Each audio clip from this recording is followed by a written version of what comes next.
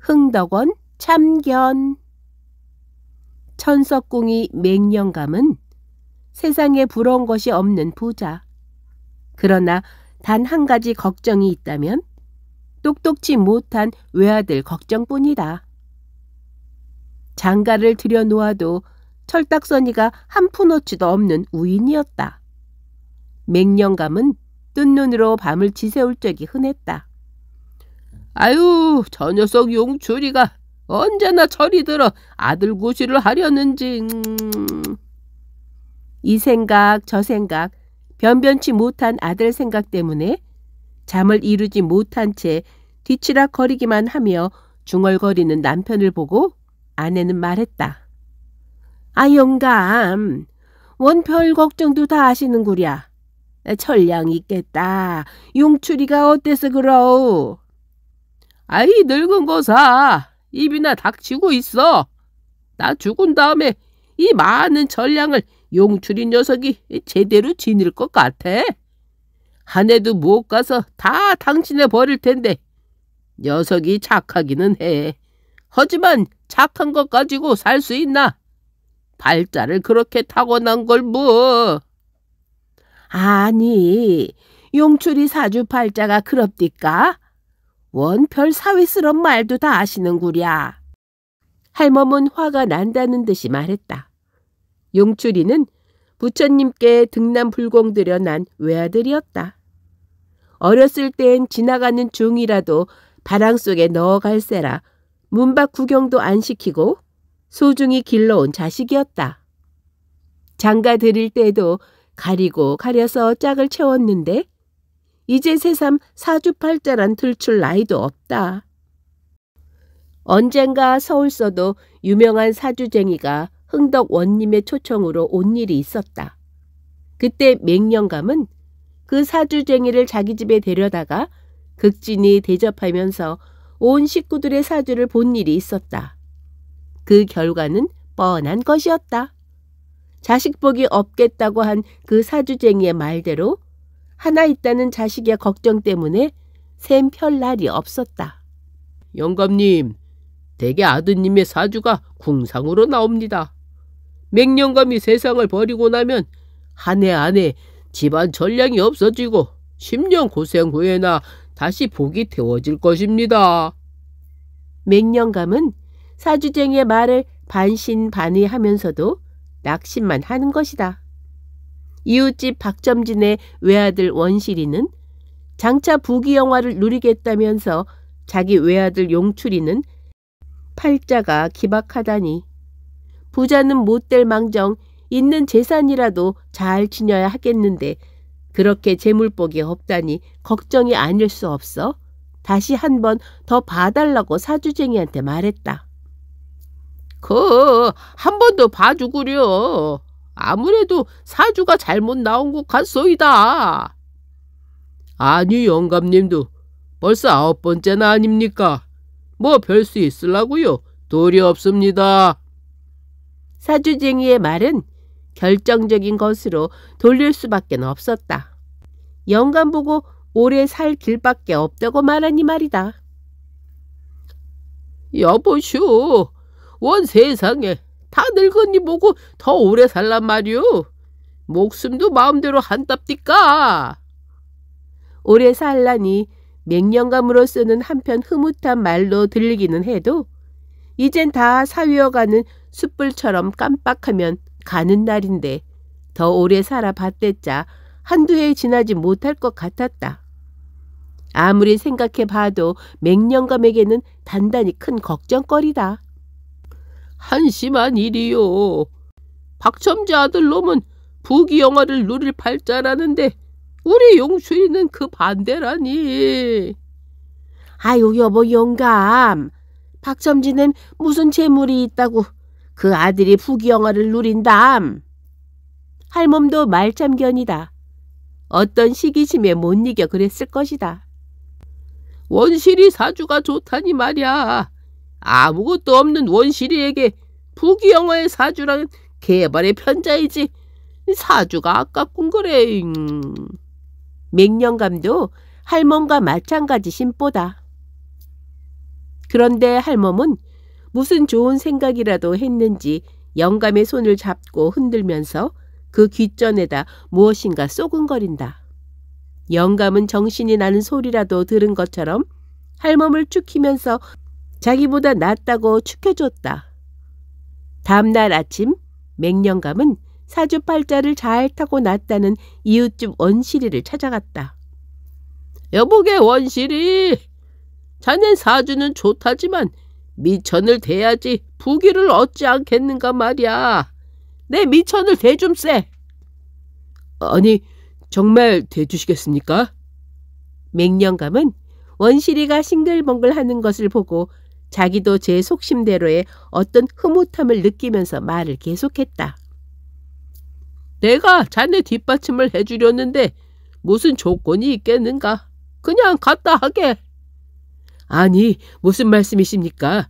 제가 사주는 잘 타고 났다지만 이렇게 길이 막혀 있는데 미천을 대주시는 그 고마움을 생각해서라도 이자의 몇 배로 은혜에 보답하겠습니다.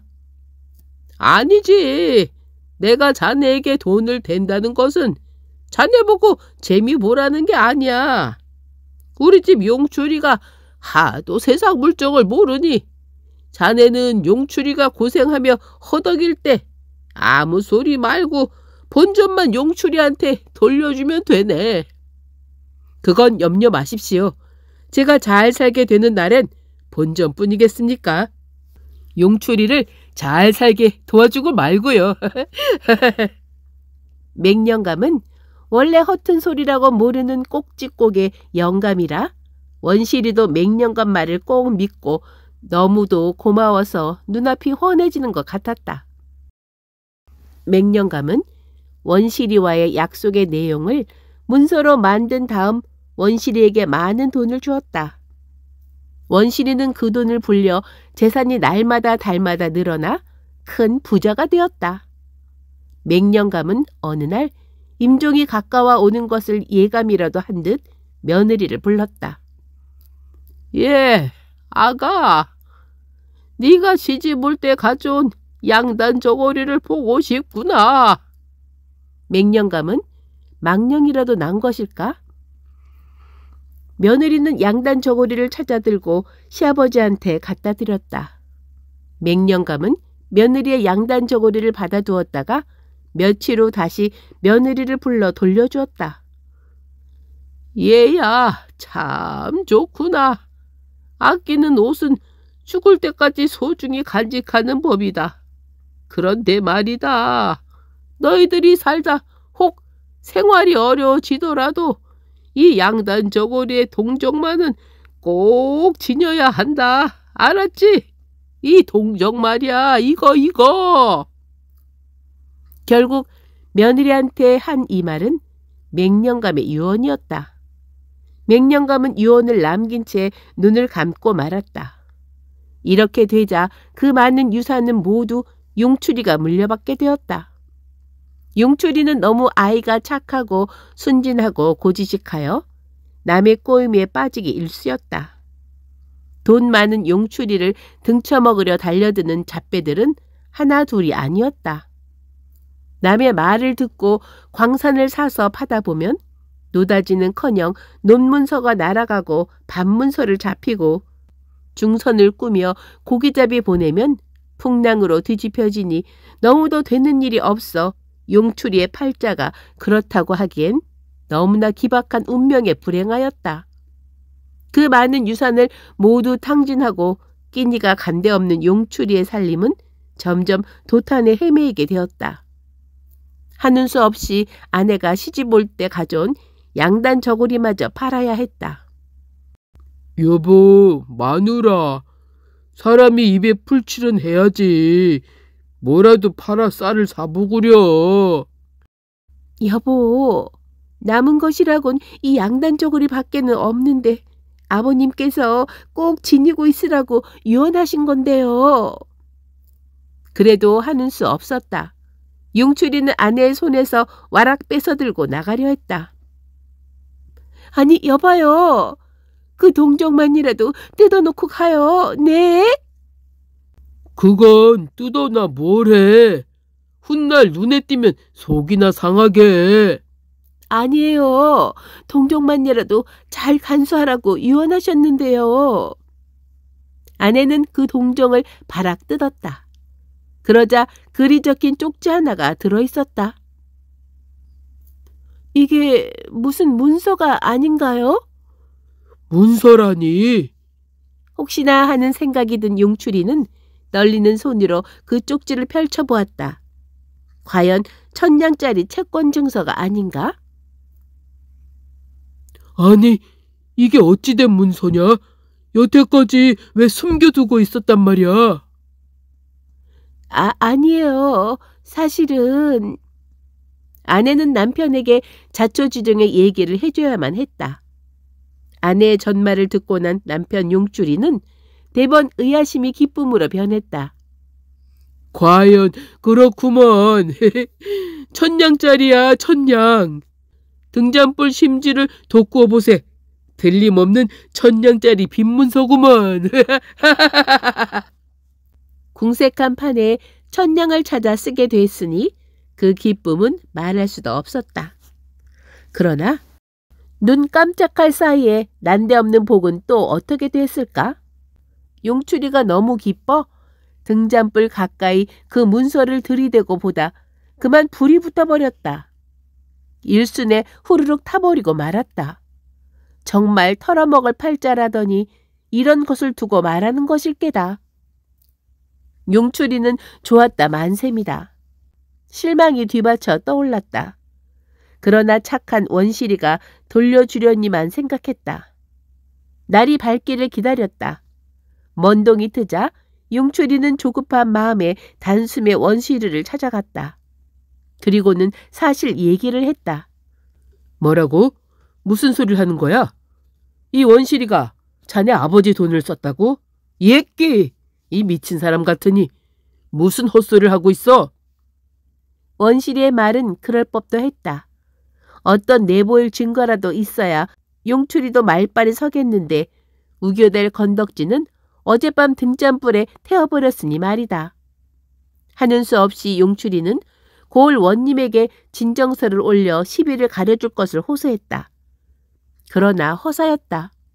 이번에는 이웃 흥덕골 원님에게 다시 이 사실을 진정했다. 그러나 이번에도 시비를 가리기는커녕 오히려 노여움을 샀다. 이놈아! 박원실이가 어째서 너희 아버지 돈 1000냥을 썼다고 하는 거냐? 이놈! 네 놈을 당장 가두겠다! 용추리는 돈을 찾기는 고사하고 도리어 옥에 갇히게 되었다. 박원실은 너무나 고마워서 원님에게 큰절을 했고 그 자리에 몰려있던 무리들도 모두 기쁜 표정들이었다. 이때 원님은 그 무리들을 돌아보면서 저놈들은 아니 오늘 풀려나온 도둑놈들이 아니냐? 네, 그렇사옵니다. 그래? 그렇다면 원실이 듣거라. 너희 놈, 돈 한 푼 없고 땅 한 쪽 없던 놈이 무엇으로 돈을 벌었단 말이냐? 도둑 두벅 노릇한 게 분명하구나. 네 놈도 가둬야겠노라. 추상 같은 원님의 호령이 내리자마자 옥졸들은 원실이에게 몰려들어 포박하였다. 사또님, 천만 부당하옵니다. 사실은 용추리 선친으로부터 돈 1000냥을 빌렸사옵니다. 그래서... 벌벌 떨며 박원실이는 실토하게 되었다. 공교롭게도 이날따라 갇혔던 도둑들이 풀려나와 이 일을 알게 된 것이 화의 근원이었다. 그럼 그렇지. 용추리는 대대로 내려오는 가문 있는 집안인데 거짓말을 했으려고. 네 놈이 10년 전에 돈 1000냥을 빚어다 쓴 게 분명해. 이놈! 네, 그렇습니다. 당장에 갚겠으니 제발 목숨만은.